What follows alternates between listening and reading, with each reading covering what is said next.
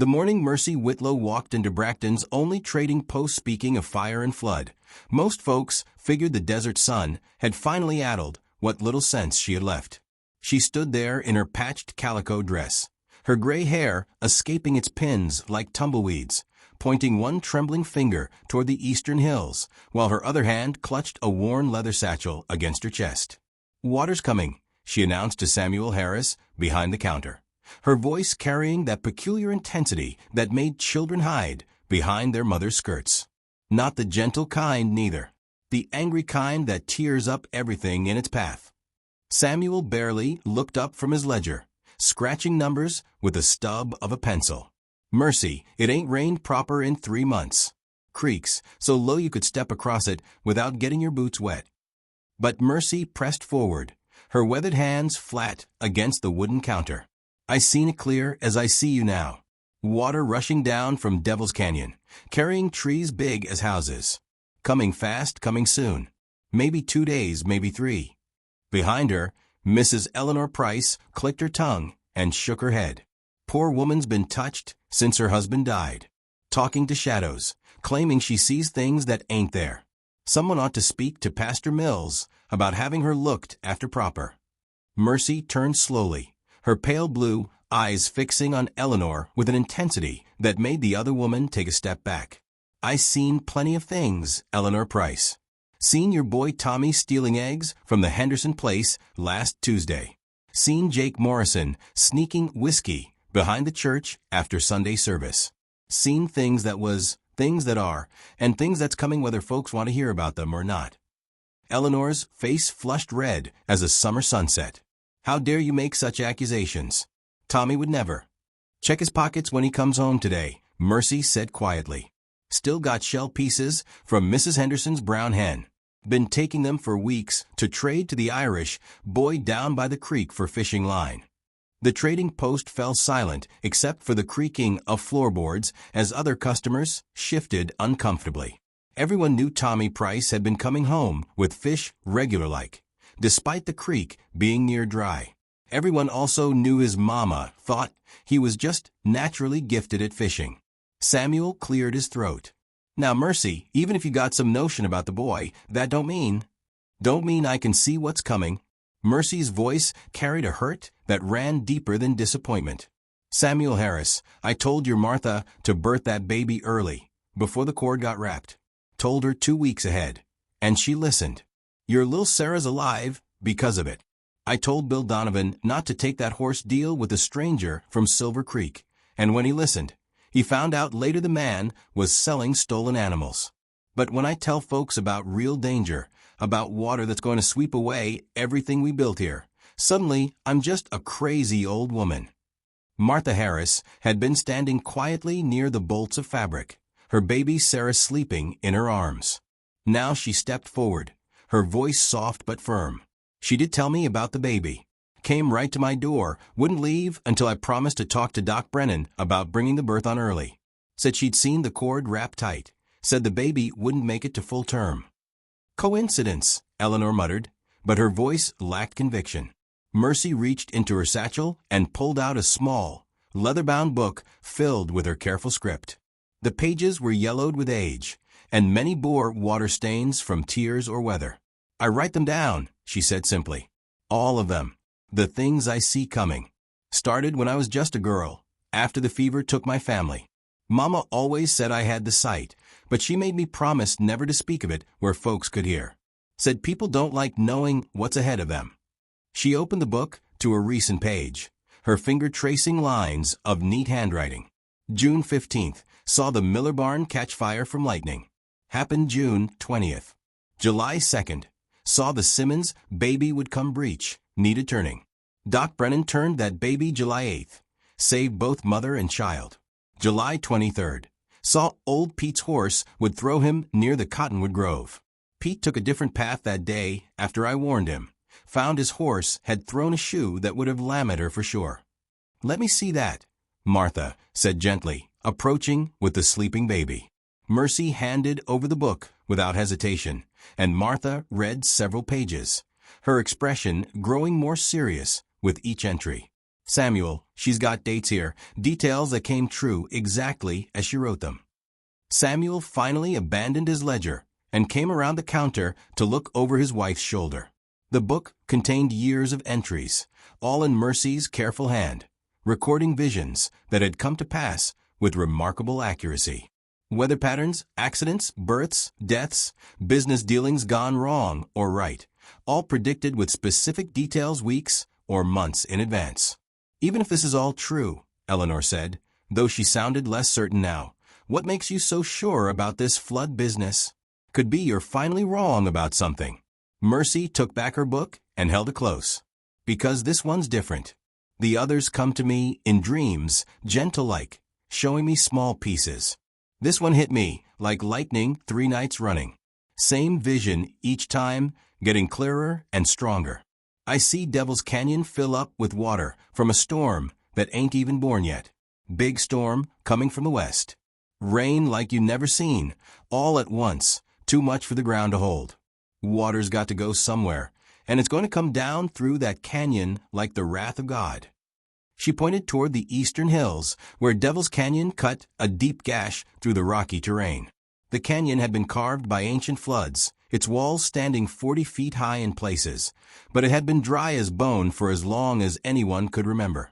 Most folks used it as a shortcut when traveling to the mining claims further east. That canyon's been dry for 20 years, Samuel said. Even during the big rains of '68, nothing more than a trickle ran through there. 20 years ago, there wasn't a dam up in the high country, Mercy replied. Wasn't a mining operation backing water up behind rock and timber walls that weren't never meant to hold it permanent. Wasn't men blasting and digging and changing the way water wants to flow. This gave everyone pause. The Consolidated Mining Company had indeed built an extensive operation in the Colorado mountains above Devil's Canyon, including several dams to control water flow for their sluicing operations. Most folks in Brackton had welcomed the mining company's presence, as it brought jobs and money to the region, but few had given much thought to how their activities might affect the natural flow of water during heavy storms. Saying the mining company's going to cause a flood? Samuel asked. I'm saying nature's gonna cause a flood, and them dams ain't gonna hold when she does. Mercy's voice carried a finality that sent chills down the spines of everyone listening. Storms coming from the west, bigger than anything we've seen in these parts. Going to drop more water in one day than we usually get in 6 months. Them dams up there gonna bust like eggshells, and all that water's coming down through Devil's Canyon straight toward town. The baby in Martha's arms began to fuss, and she bounced gently, her mind clearly working through the implications.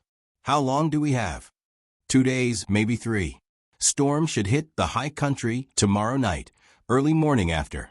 Water will reach us by the following evening, maybe sooner if the dams go all at once. Eleanor scoffed, but her heart wasn't in it anymore. Even if there was such a storm coming, wouldn't we see signs of it? Clouds building, wind changing. You will, Mercy said simply. By tonight, you'll start seeing clouds building in the west. By tomorrow morning, the air will feel different, heavy-like. By tomorrow evening, you'll hear thunder rolling down from the mountains. By then, it'll be too late to do much except pray and get to high ground.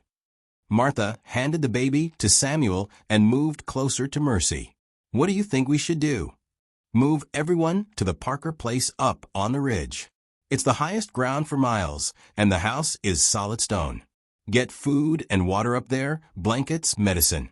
Everything we'd need to wait out a few days. Move the livestock to the high pastures. Board up what buildings we can, but mostly just accept that some things are going to be lost. That's a lot of work based on the word of one woman, Eleanor said. But even she sounded uncertain now. Mercy nodded sadly. I know how it sounds. I know what folks think of me. Lost my husband to the fever, never had children. Live alone in that little cabin with my chickens and my visions.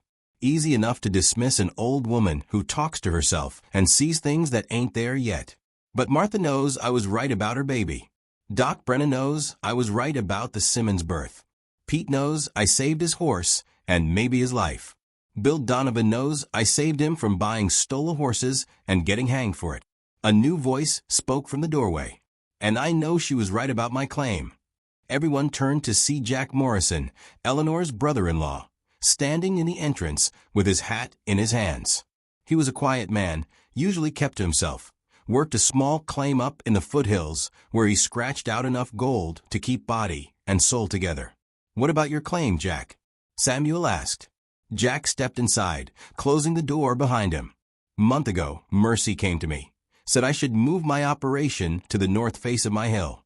Said the south face was going to slide. I thought she was touched, but I figured it wouldn't hurt to try a different spot. Good thing I did. Yesterday, a whole section of that south face came down. Would have buried my equipment, and probably me too if I'd been working there." He looked at Mercy with something approaching reverence. "Don't know how you knew that was going to happen, but I'm grateful you did." The trading post fell silent again, but this time it was the silence of people reconsidering their assumptions rather than dismissing uncomfortable truths. Samuel looked at his wife, who was studying Mercy's face with the careful attention of a woman who had learned to trust her instincts about people. "What exactly would we need to do?" Martha asked quietly. Mercy opened her satchel again and pulled out several sheets of paper covered with lists and sketches. "I wrote it all down, everything I could think of. Number of people in town, what we need to keep them fed and sheltered for a week, which buildings might survive, which ones won't, safe routes to high ground that won't get cut off by rising water." She spread the papers on the counter, and everyone gathered around to look. The planning was remarkably thorough, taking into account everything from medical supplies to animal feed, from clothing to tools that would be needed for rebuilding afterward. "You've been thinking about this for a while," Samuel observed. "Been seeing it for 3 weeks, planning for 2. Hoped maybe I was wrong this time. Hoped the visions would change or fade away. But they just keep getting stronger and clearer. Last night, I saw the faces of people who won't make it if we don't act. Mrs. Kelly down by the creek. She won't be able to get out in time unless someone helps her. The Jameson family. They got that sick baby who can't be moved far or fast. Young Billy Santos. He'll try to save his horse and get caught in the current." Martha's hand went to her throat. "You saw people dying? I saw what happens if we don't listen. But I also saw what happens if we do.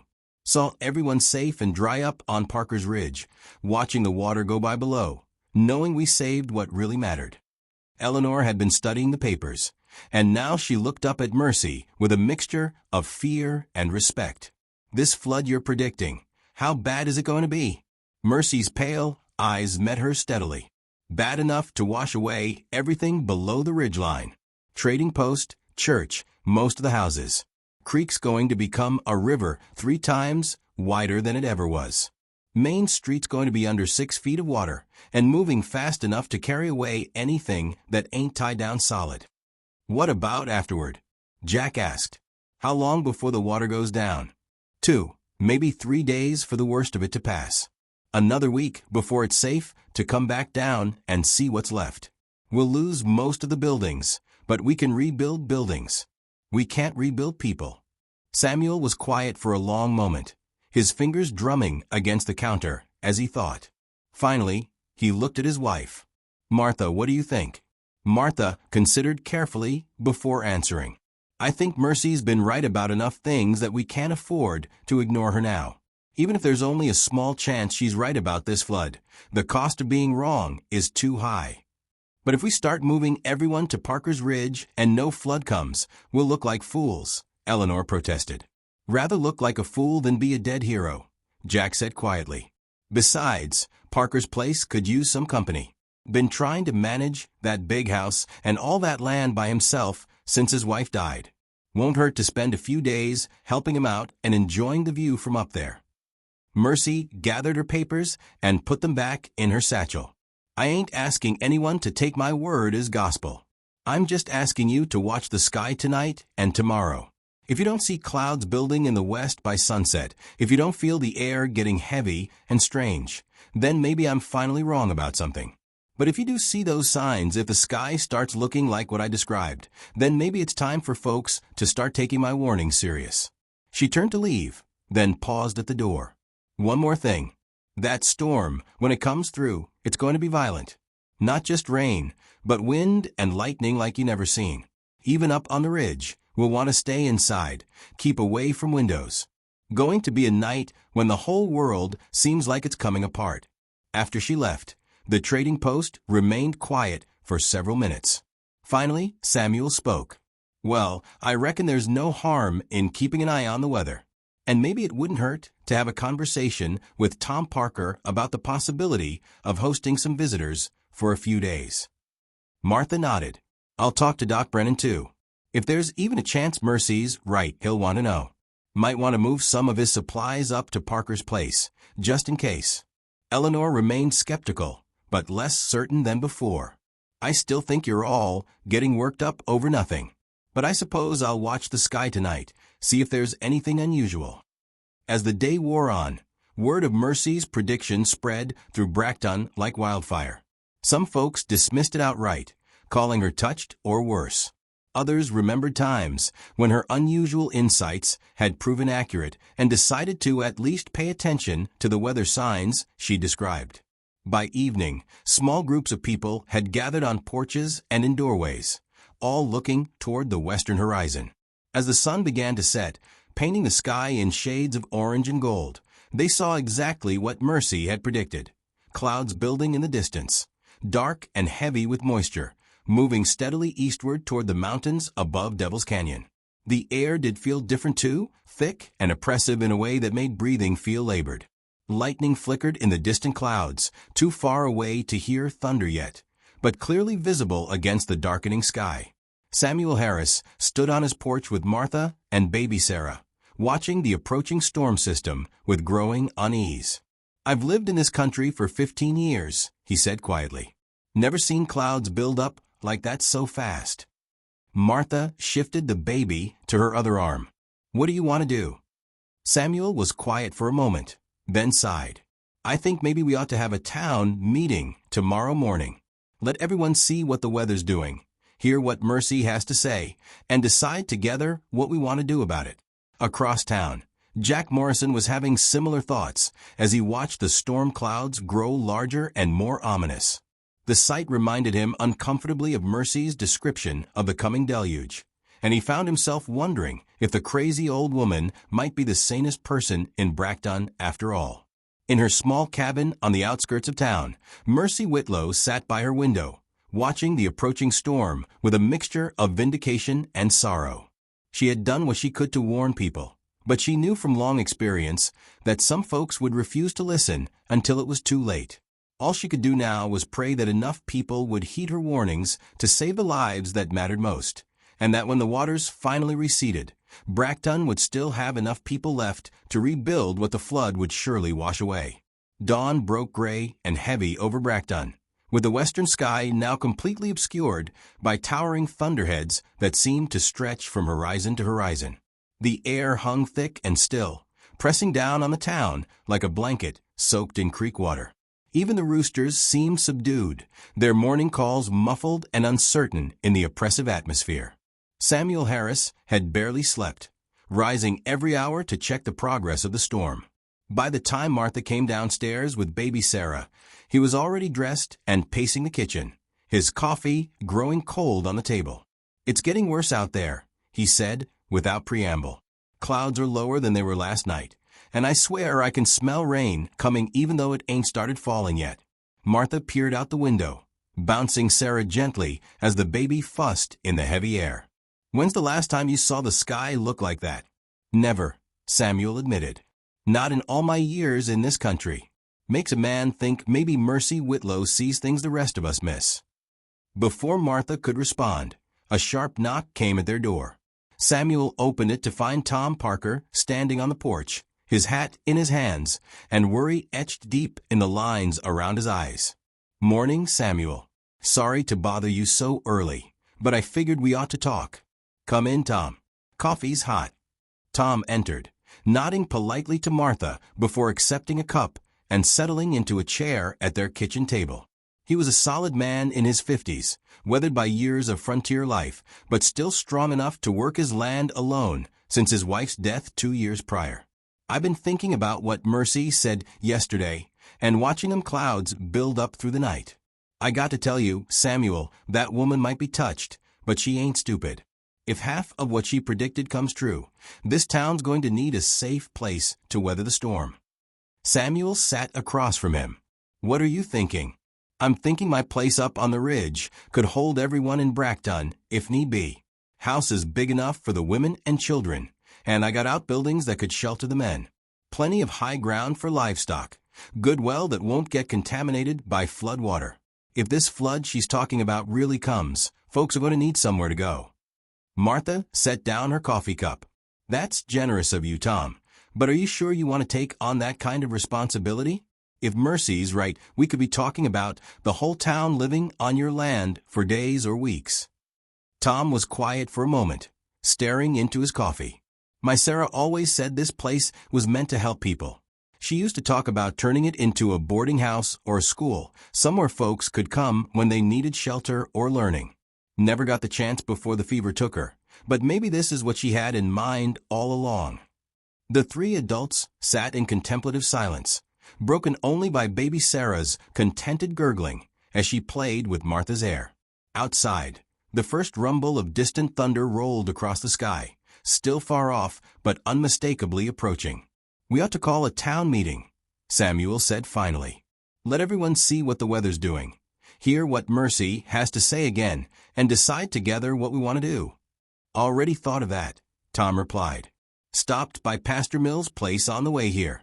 He's going to ring the church bell at 9 o'clock, call everyone together. Figure the church is the best place to have this discussion, seeing as how it might be the last time we're all gathered there for a while. Martha looked between the two men. What about the folks who still think Mercy's just a crazy old woman? Eleanor Price was pretty vocal yesterday about not believing her. Eleanor Price's got eyes same as the rest of us, Tom said. She can see them clouds building. She felt that heavy air when she stepped outside this morning. Sometimes it takes more than words to convince people, but when nature starts backing up what someone's been saying, even the skeptics got to pay attention. As if summoned by their conversation, another knock came at the door. This time it was Doc Brennan, his medical bag in one hand and his hat in the other, looking like a man who'd been up all night thinking hard thoughts. Morning, folks. Tom, glad to see you here. We need to talk. Samuel poured another cup of coffee, and Doc settled into the remaining chair with a grateful sigh. He was a thin man with prematurely gray hair and gentle hands that had delivered half the babies in Brackton and tended more injuries than he cared to count. I've been going through my records, Doc said without preamble. Every time Mercy Whitlow came to me with one of her predictions about someone's health, every warning she gave about accidents or problems with births. Samuel, that woman's been right 17 times out of 17 over the past 3 years. 17 times she told me something was going to happen, and 17 times it happened exactly like she said. Tom leaned forward. What kind of things? Everything from knowing when Mrs. Rodriguez would go into labor early to predicting that Jake Morrison would break his leg falling off his roof. She told me 2 weeks before it happened that I should have splinting materials ready because someone was going to take a bad fall. When Jake came in with that compound fracture, I had everything I needed because of her warning. Martha shifted baby Sarah to her other arm. Did you ever ask her how she knows these things? Course I did. She just says she sees them clear as day, like looking through a window at something that's already happened, but just ain't caught up to the rest of us yet. Used to think she was just good at reading signs and making lucky guesses, but after yesterday, after seeing them clouds build up exactly like she predicted, Doc trailed off, shaking his head. I ain't a superstitious man, but I am a practical one. If Mercy Whitlow says a flood's coming, I'm inclined to believe her, which is why I spent half the night packing up my medical supplies. If we're going to move everyone to high ground, I want to be ready. The church bell began to ring, its bronze voice carrying clearly through the heavy air. One by one, people emerged from their houses, some looking skeptical, others openly worried as they glanced at the threatening sky. The clouds had continued to build throughout the early morning, now forming a solid wall of gray-black that stretched as far as the eye could see. The Harris family walked to church together, joined along the way by other townspeople all moving in the same direction. The usual morning chatter was notably absent, replaced by quiet conversations about the weather and worried glances toward the western horizon. Inside the small wooden church, nearly every pew was filled. Pastor Mills stood at the front, his usually cheerful demeanor subdued by the gravity of the situation. Mercy Whitlow sat in the back corner where she always sat, her leather satchel in her lap, and her pale eyes fixed on something no one else could see. "Friends," Pastor Mills began, "we've come together this morning to discuss something that concerns us all. Yesterday, Mercy Whitlow came to several of you with a warning about a flood. Today, we can all see the storm clouds building in the west, exactly as she predicted. I think it's time we listened to what she has to say." A murmur ran through the congregation. Eleanor Price sat stiffly in the third pew, her disapproval evident in every line of her posture. Her husband sat beside her, looking uncomfortable but determined to support his wife. Behind them, the Jameson family huddled together, their sick baby wrapped in blankets despite the warm morning. Mercy rose slowly from her seat, her movements careful and deliberate. As she walked to the front of the church, every eye followed her progress.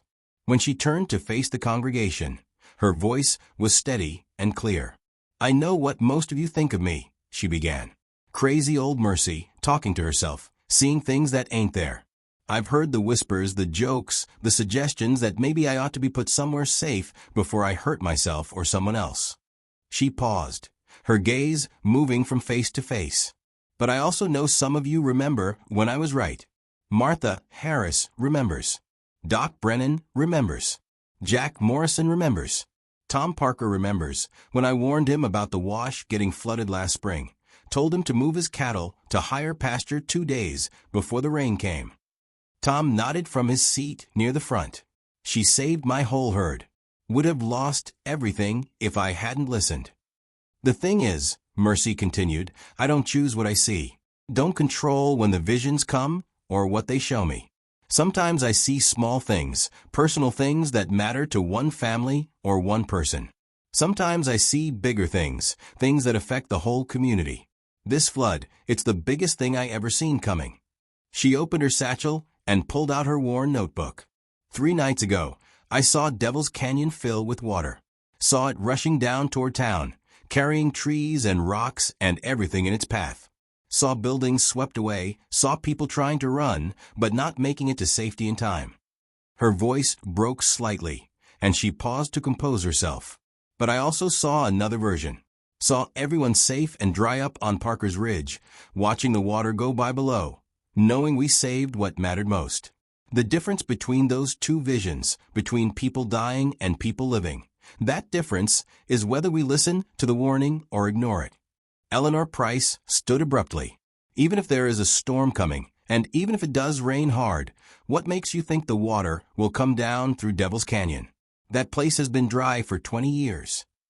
Mercy looked at her sadly. "Because the mining company changed things up there, Eleanor. Built dams to hold back water for their operations. Them dams weren't built to handle a storm like this one. When they break, and they will break, all that backed up water is going to come down at once." Jack Morrison spoke up from the middle of the church. "How do you know the dams will break?" "Because I seen it happen.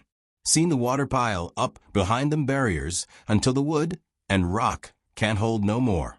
Seen them burst like bubbles, one after another, sending a wall of water 20 feet high rushing down through that canyon." The church fell silent except for the distant rumble of thunder, now noticeably closer than it had been an hour earlier.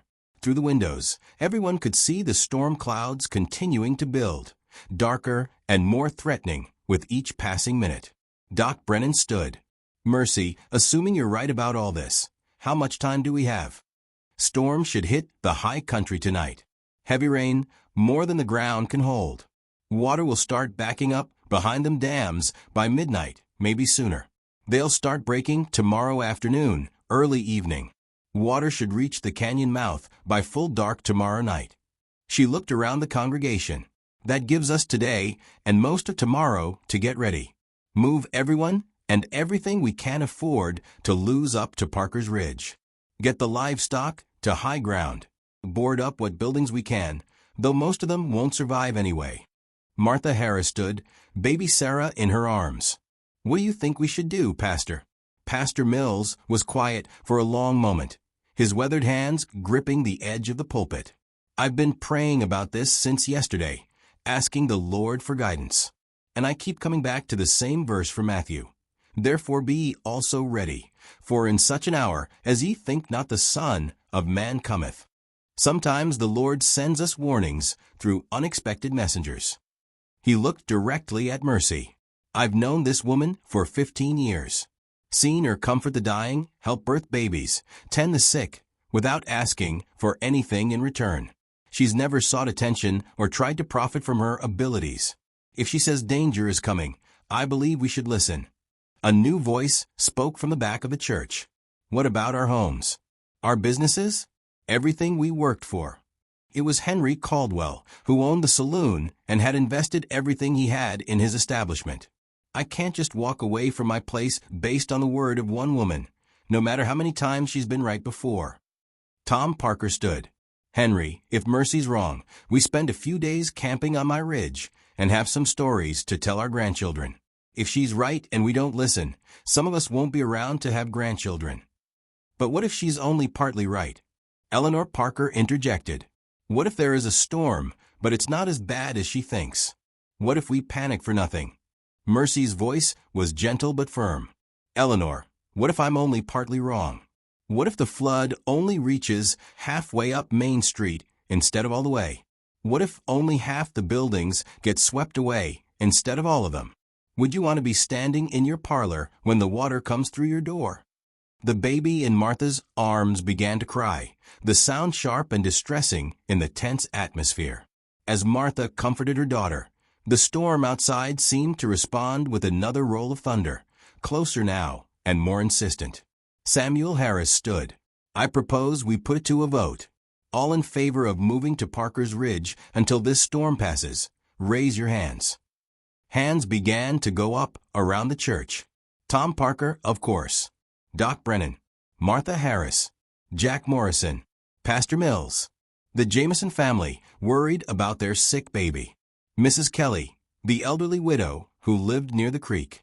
One by one, more hands joined them until nearly 2/3 of the congregation had voted in favor of evacuation. Eleanor Price looked around in dismay. "This is madness. We're abandoning our homes because one woman claims to have visions." But even as she spoke, her husband quietly raised his hand. "Eleanor," he said softly, "I'd rather be wrong about staying than wrong about leaving." The final tally was overwhelming. 43 families in favor of evacuation, 8 opposed, and 5 undecided. The weight of community consensus was clear, and even some of those who had voted against began to waver as they looked at the faces around them. "All right then," Pastor Mills said. "If we're going to do this, we need to do it organized. Tom, what do you need from us?" Tom moved to the front of the church, his natural leadership qualities emerging in the crisis. "First thing, we need to get the livestock moved. Every animal that can walk needs to be driven up to the high pastures today. Second, we need to start moving supplies, food, water, medicine, tools, clothes, anything we'll need to survive for a week or more." He paused, looking around the congregation. "Third, and this is important, we need to help each other. Nobody tries to handle this alone. Families with wagons help families without. Strong men help the elderly and the sick. We do this together, or we don't do it at all." Doc Brennan spoke up. "I'll coordinate the medical supplies and make sure we have everything we need to tend the sick and injured. Mrs. Henderson, can you organize the women to handle food and cooking arrangements?" Mrs. Henderson nodded. "Of course, Doctor. We'll make sure everyone's fed proper." As the meeting continued, plans began to take shape. The church would serve as a coordination center throughout the day, with people checking in as they completed various tasks.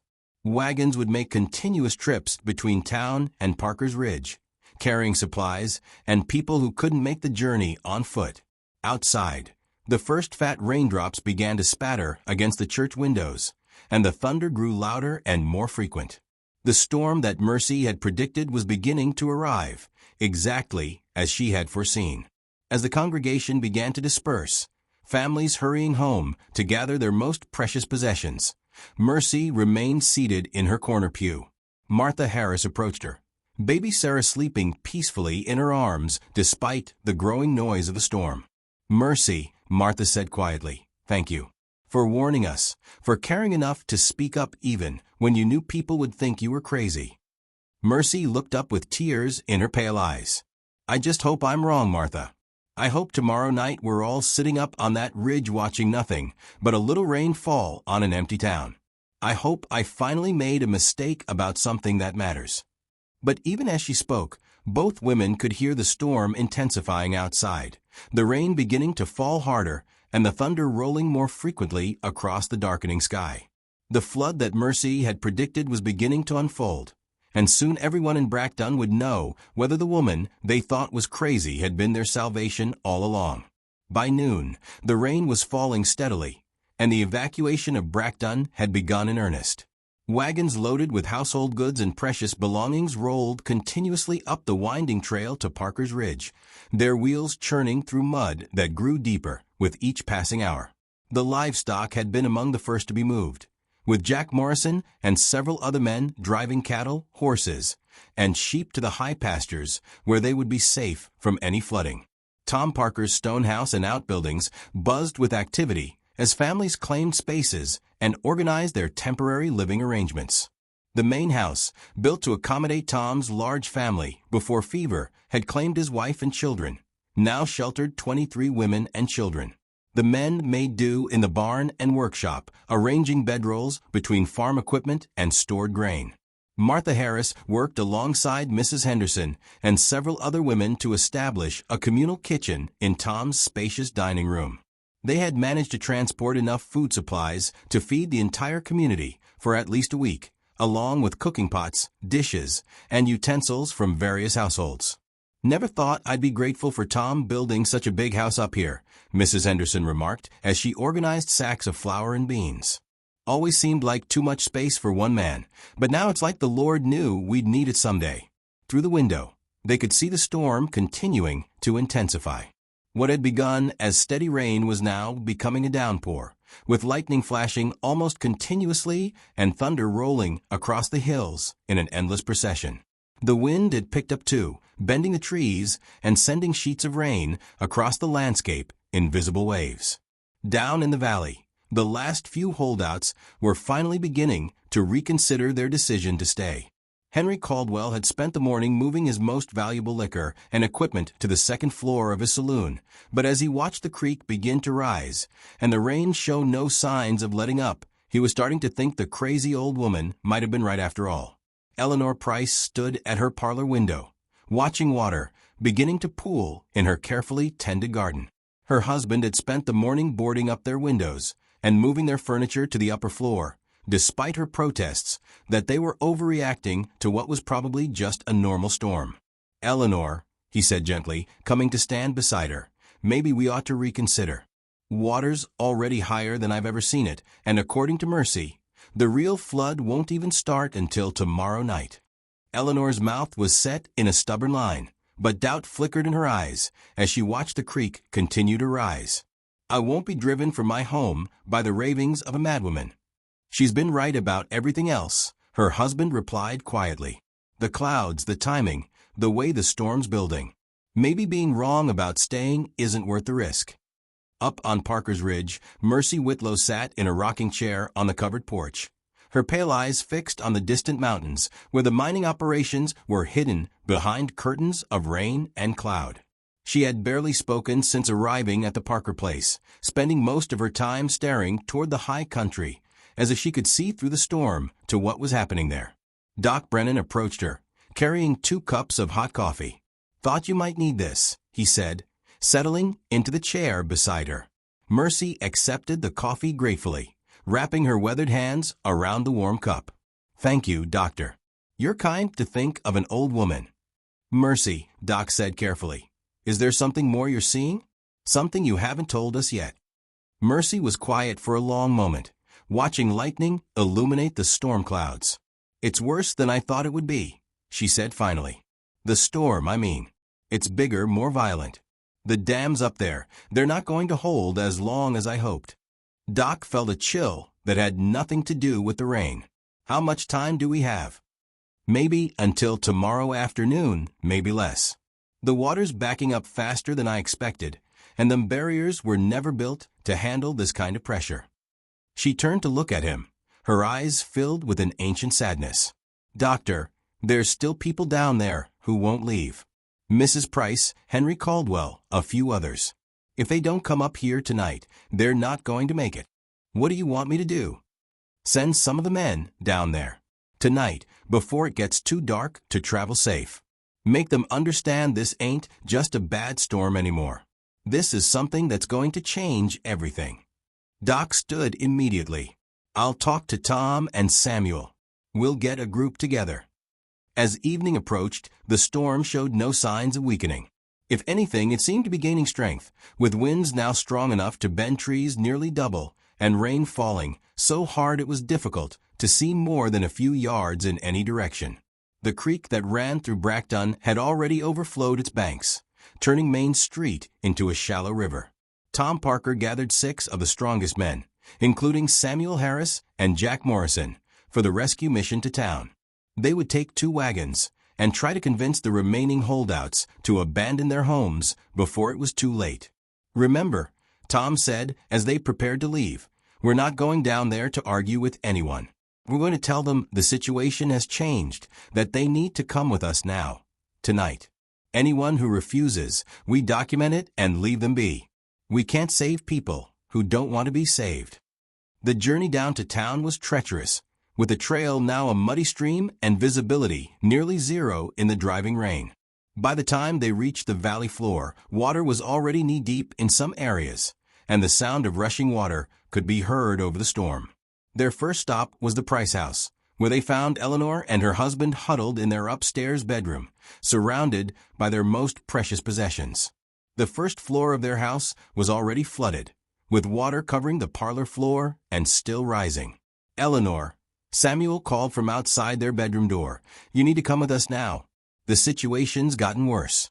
Eleanor appeared at the top of the stairs, her face pale, but her jaw still set stubbornly. How much worse? Mercy says the dams might not hold until tomorrow. Could be tonight, could be early morning. If you're still down here when they break, you won't survive it. For the first time, real fear showed in Eleanor's eyes. Her husband took her hand. Eleanor, look around. We're already flooded, and this is supposed to be the easy part. What's it going to be like when the real water comes? It took another 10 minutes of persuasion, but finally Eleanor nodded. They had perhaps 20 minutes to gather what they could carry before the rescue party needed to move on to the next house. Henry Caldwell proved more stubborn.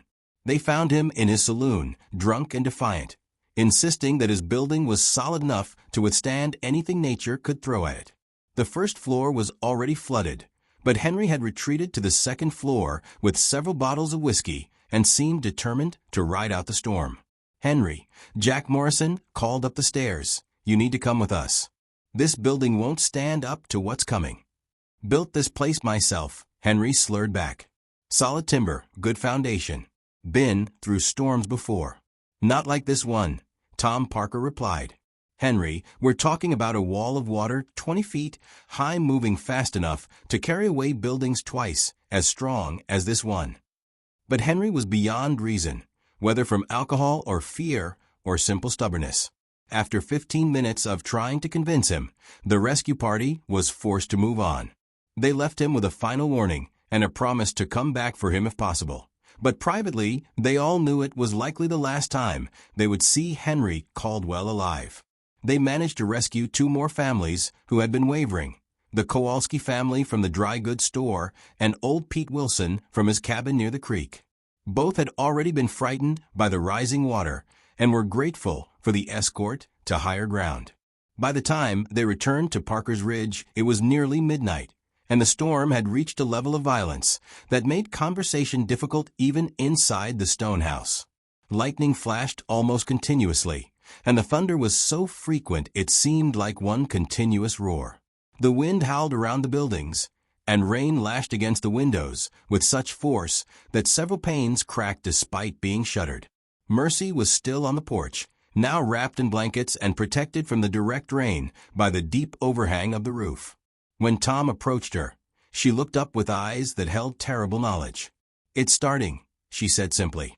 Tom looked toward the mountains, though nothing could be seen through the wall of rain and darkness. The dams, first one just went. Water's backing up behind the next one, but it won't hold long. Maybe an hour, maybe two. Tom felt his stomach drop. Should we wake everyone? Not yet. Let folks get what sleep they can. Won't be anything to see until dawn anyway, and people are going to need their strength for what comes after. But sleep was impossible for most of the refugees.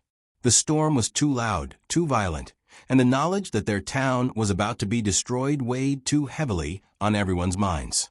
Families huddled together in the darkness, holding their children close and praying for dawn. Around 3 in the morning, a sound like distant cannon fire rolled across the hills, distinct from the thunder and somehow more ominous. Mercy stood up from her chair, her blankets falling to the porch floor. "That's the second dam," she said to Tom, who had been dozing in a chair nearby. "The big one. Now it starts in earnest." Throughout the remainder of the night, more sounds reached them. The groaning and snapping of enormous trees, the rumble of boulders being carried along by rushing water, and underneath it all, a deep roaring that seemed to come from the earth itself. As the first gray light of dawn began to penetrate the storm clouds, the people of Brackton gathered on Parker's porch and in the yard, straining to see through the rain toward their town below. What they saw made more than one person gasp in shock. The valley that had contained their community was now a raging river nearly a quarter-mile wide.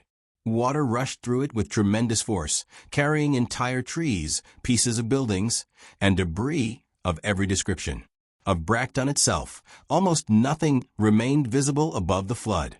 The church steeple could still be seen, leaning at a dangerous angle, and parts of a few buildings on the highest ground. But everything else had simply vanished beneath the torrent. "Dear God," Martha Harris whispered, clutching baby Sarah close to her chest. "It's all gone." Samuel put his arm around his wife's shoulders. "The buildings are gone, but we are here. Everyone who listened to Mercy is safe." They stood in stunned silence, watching their former lives wash away in the muddy torrent below. The trading post where Samuel had worked for 15 years, the church where they had worshipped and held community meetings, the houses where they had raised their children and celebrated their joys and mourned their sorrows. All of it was disappearing piece by piece into the flood. "How long will it last?" someone asked. Mercy, still wrapped in her blankets, watched the destruction with tears streaming down her weathered cheeks. 2 days for the worst of it. Maybe 3 before it's safe to go back down there. A week before we can see what's left. Eleanor Price stood at the edge of the group, her face ashen as she watched her carefully tended garden and her beloved parlor disappear beneath the rushing water. Her husband held her gently, his own eyes wet with tears. "You were right," Eleanor said suddenly, her voice barely audible over the storm. "God help us all. You were right about everything." Mercy turned to look at her, compassion replacing the hurt that had been in her eyes for so long. "I wish I'd been wrong, Eleanor. I truly do." As the day progressed, the full extent of the disaster became clear. The flood had not only destroyed Brackton, but had reshaped the entire valley. The creek that had meandered gently through their community was now a powerful river cutting a new channel through the landscape. Trees that had stood for decades were gone, and the topography itself had been altered by the moving water and debris. But gradually, as the shock began to wear off, the practical business of survival took precedence. There were over 60 people to feed, shelter, and care for, and everyone had work to do. The men began making plans for temporary shelters and assessing what resources they had available. The women organized cooking and childcare responsibilities. Even the children were given tasks appropriate to their ages. Throughout it all, Mercy Whitlow remained on the porch, watching the flood with the patient attention of someone keeping vigil at a deathbed. She had warned them, had saved them, but the cost of being right weighed heavily on her heart. A lifetime of accumulation, of building and growing and creating a community, had been swept away in a single night. Doc Brennan approached her as the afternoon wore on. "Mercy, you should eat something. Get some rest." She looked up at him with eyes that held both vindication and sorrow. "I've been thinking, Doctor, about what comes next, about how we rebuild. What do you see?" "I see us staying together, not just until the water goes down, but after. I see us building a new town, better than the old one, up here on the ridge where the water can't reach us. I see Tom Parker donating this land, because he knows it's what his Sarah would have wanted. I see all of us working together to create something stronger than what we lost." Doc smiled despite everything. "That sounds like a vision I can believe in."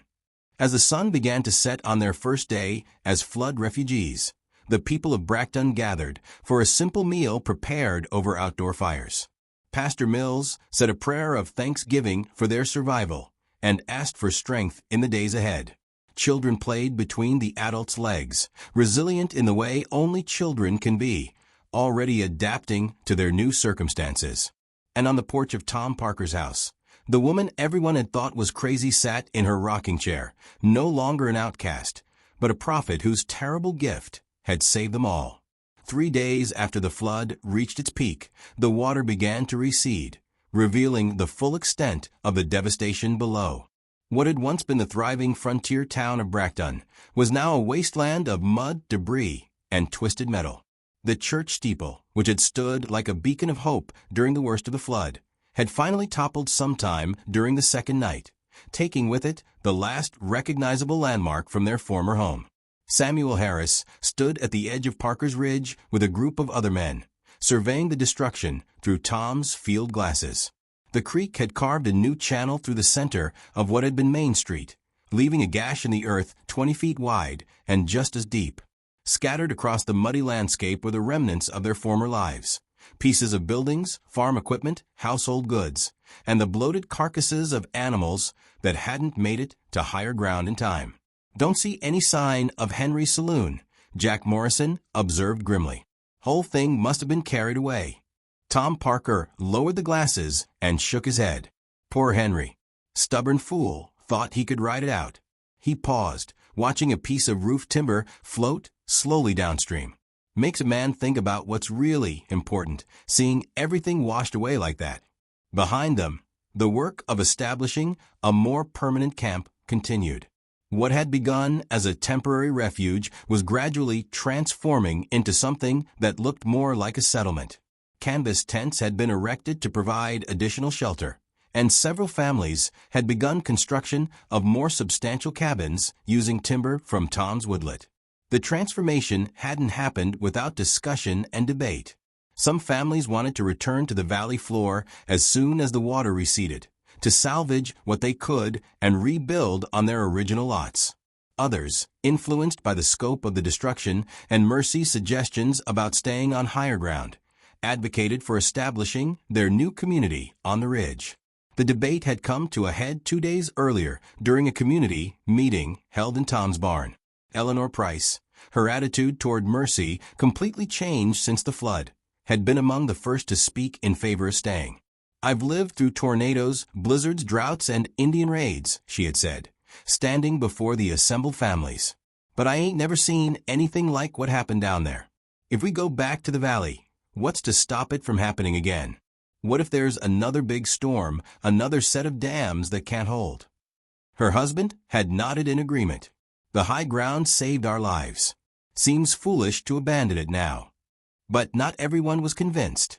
Henry Kowalski, whose dry goods store had been completely destroyed, worried about the practical aspects of establishing a new town so far from established trade routes. "How are we going to get supplies up here? How are folks going to find us to do business?" The old town was positioned where it was for good reasons. It was Mercy who had provided the answer, speaking with a quiet authority that had replaced her former diffidence since the flood. "The railroad's coming through this territory within 2 years. Survey crews been through here twice, marking the route. They'll be laying track right along the base of this ridge, not down in the valley where the old town was." We stay up here, we'll be right next to the railroad when it comes. Down there, we'd be a mile away across rough ground. This revelation had surprised everyone, including Tom Parker. How do you know about the railroad surveys, Mercy? Same way I knew about the flood, she had replied simply. I see things. Sometimes they're bad things, like the water coming. Sometimes they're good things, like the railroad bringing prosperity. But I see them all the same. The vote had been closer than the evacuation decision, but ultimately 28 families chose to stay on the ridge, while 15 decided to return to the valley and rebuild. The division was amicable, with both groups agreeing to help each other and maintain their community bonds regardless of where they chose to live. Now, as the fourth day dawned clear and bright after the storm, the two groups prepared to part ways. Those returning to the valley would salvage what they could and begin the long process of rebuilding. Those staying on the ridge would continue establishing their new settlement, which they had decided to call Parker Heights in honor of the man whose generosity had saved them all. Tom Parker himself had been overwhelmed by the decision to name the new town after him. Ain't right, he had protested. This was all Mercy's doing. She's the one who saved us. But Mercy had smiled and shaken her head. You opened your home to us, Tom. Opened your land, your heart, everything you had. That's the kind of man a town should be named after.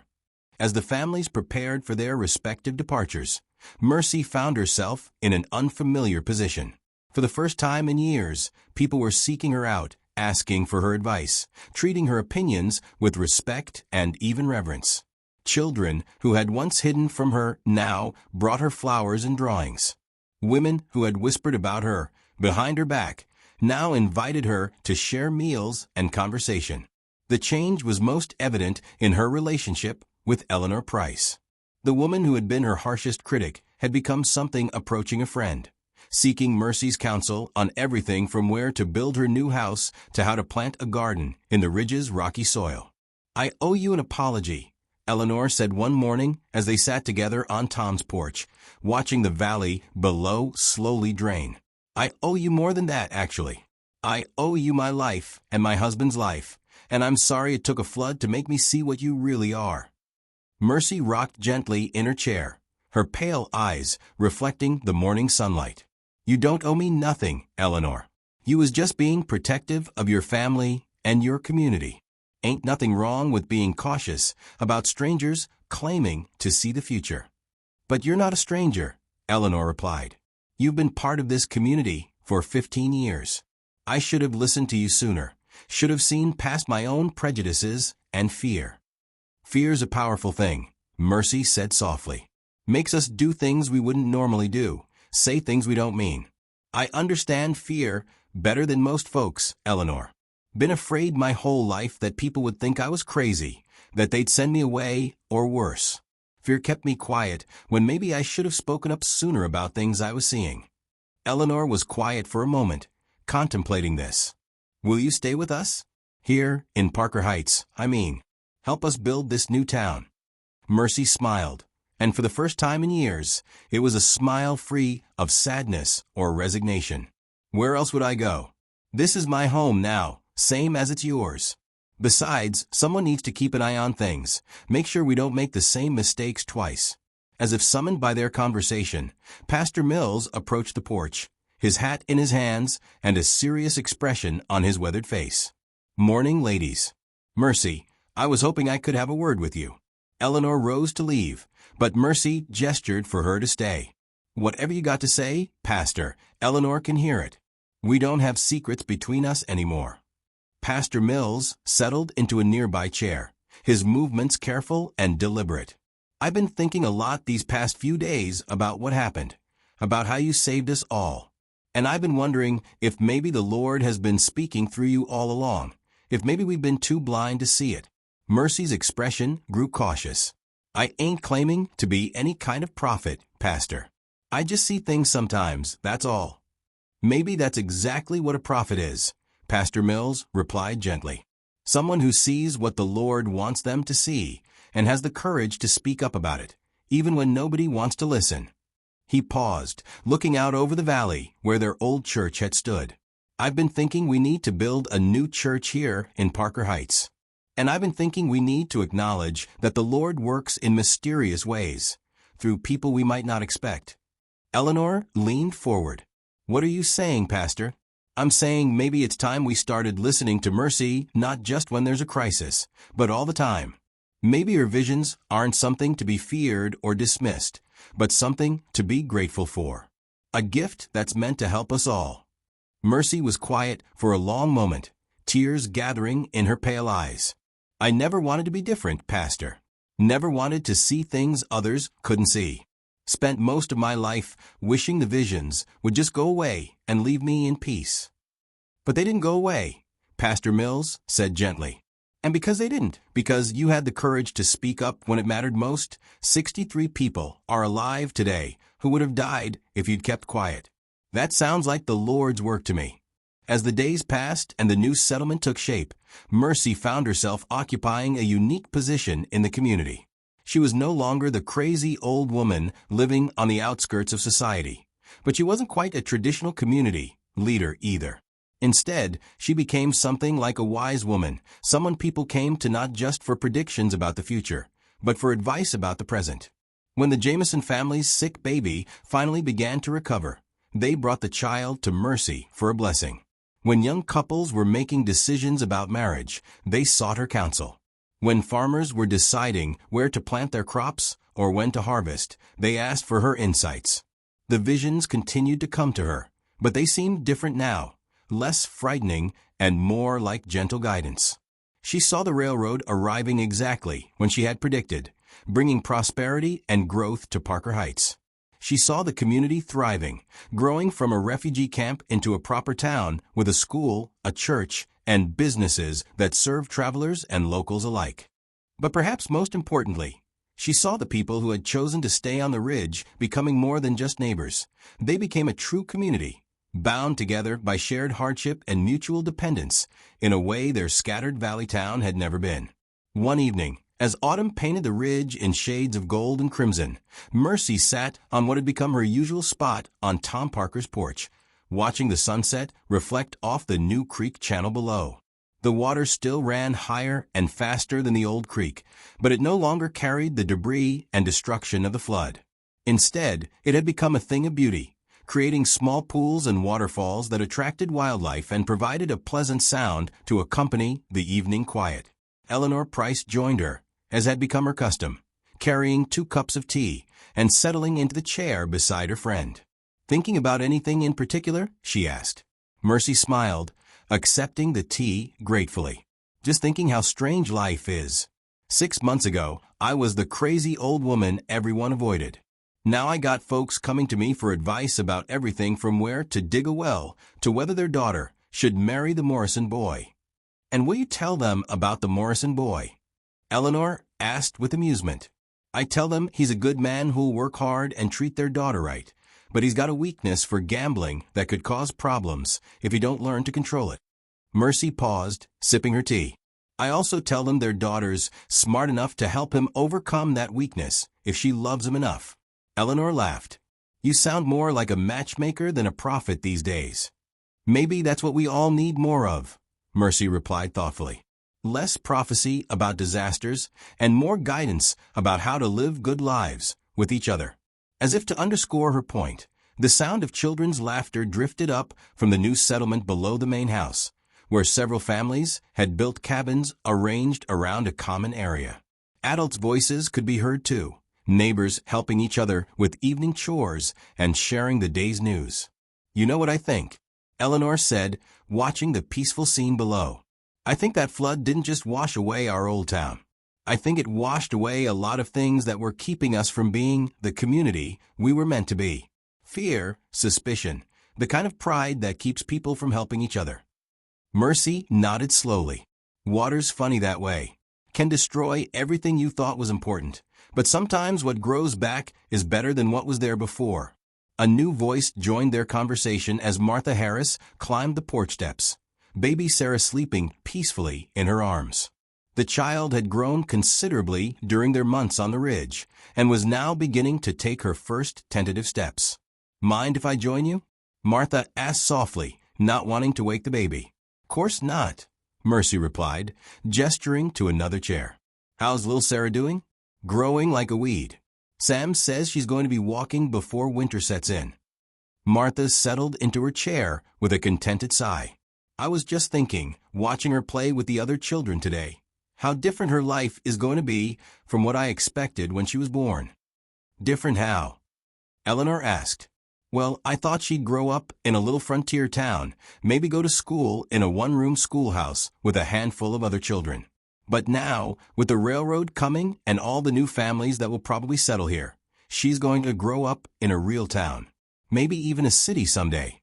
Mercy's eyes took on that distant look that her friends had learned to recognize as a sign that she was seeing something beyond the present moment. "She's going to be a teacher," she said softly. "Going to help build that school we're planning, then teach in it for 30 years. Going to touch the lives of hundreds of children, help them learn not just reading and writing, but how to be good people." Martha smiled, looking down at her sleeping daughter. "I can see that. She's already so curious about everything, always reaching for books and papers. Going to marry the youngest Morrison boy too," Mercy added with a slight smile. "Not Jack's boy, but his younger brother who's still back east with their relatives. He'll come west in about 10 years, and when he does, our Sarah will be exactly the right age to catch his eye." "You see all that in her future?" Martha asked wonderingly. "I see glimpses," Mercy replied. "Happy glimpses, mostly. That's what I like best about the visions that come to me now. They're mostly about good things happening, people finding love and happiness and purpose." As the evening deepened and the first stars appeared in the clear mountain sky, more people began to gather on the porch and in the yard around Tom Parker's house. It had become a tradition, this informal gathering at day's end, when the work was done and people could relax and enjoy each other's company. Tom himself emerged from the house, carrying a cup of coffee and looking more content than he had since his wife's death. The presence of so many people in his home, the sound of children's voices in rooms that had been empty for too long, had worked a healing in him that even he hadn't expected. "Beautiful evening," he observed, settling into his own chair. "Makes a man grateful to be alive." "Makes a woman grateful too," Eleanor said, and there was a murmur of agreement from the other women present. Pastor Mills appeared from the direction of the new church site, where he had been working with several other men to clear ground for the building they hoped to complete before winter. "Foundation should be ready for the cornerstone ceremony next week," he announced. "Tom, you sure you don't want to do the honors? After all, this is your land." Tom shook his head firmly. "I told you before, Pastor, this community exists because Mercy had the courage to warn us about the flood. If anyone deserves to lay that cornerstone, it's her." Mercy looked uncomfortable with the attention. "I just did what anyone would have done. Saw danger coming and spoke up about it." "Not anyone," Samuel Harris said, joining the group with several other men who had been working on various construction projects around the settlement.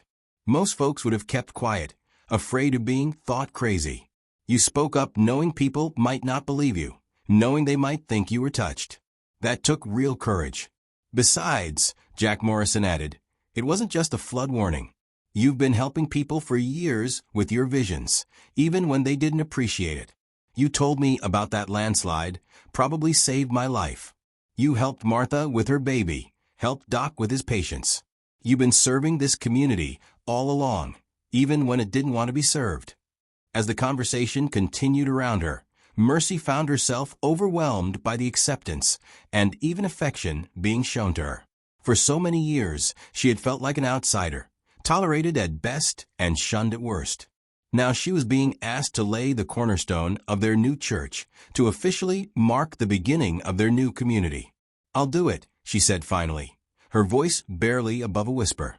"I'll lay the cornerstone, if that's what everyone wants." A cheer went up from the assembled crowd, and several people began making plans for the ceremony. It would be more than just a cornerstone laying, they decided. It would be a celebration of their survival, their new beginning, and the bonds that had been forged between them during their time of trial. As the evening wound down and families began to drift back to their homes, Eleanor lingered on the porch with Mercy. "I have a confession to make," she said quietly. "What's that?" I used to pray that your visions would stop, that you'd become normal like the rest of us. I thought it would be better for everyone, including you." Mercy nodded. "I used to pray for the same thing. But now I realize how selfish that was. Your gift, whatever it is, it's not meant just for you. It's meant for all of us. And I'm grateful now that my prayers weren't answered." Mercy reached over and took Eleanor's hand, squeezing it gently. "Your prayers were answered, Eleanor. Just not the way either of us expected. I did become normal. Normal for who I really am, not who I thought I should be. And you got what you really wanted too, even if you didn't know it at the time." "What did I really want?" Mercy smiled, her pale eyes reflecting the starlight. "You wanted to be part of a real community, where people looked out for each other and nobody had to face their troubles alone. You wanted to feel safe and valued and needed. Well, look around you. Look at what we built together." Eleanor did look around, taking in the sight of the new settlement spread out below them, the warm lights glowing in cabin windows, the sound of contented voices carrying on the evening air. "It is beautiful, isn't it?" "It's home," Mercy replied simply. "For all of us. The real home we were meant to have all along." As Eleanor made her way back to her own cabin, Mercy remained on the porch for a few more minutes, enjoying the peace and quiet of the mountain evening. Tomorrow would bring new challenges, new decisions to be made about the growing settlement. The railroad crews would arrive eventually, bringing change and opportunity and complications. There would be more visions too. She was certain of that, both warning of troubles to come and revealing glimpses of the bright future that awaited them. But tonight, for the first time in her life, Mercy Whitlow felt truly at peace.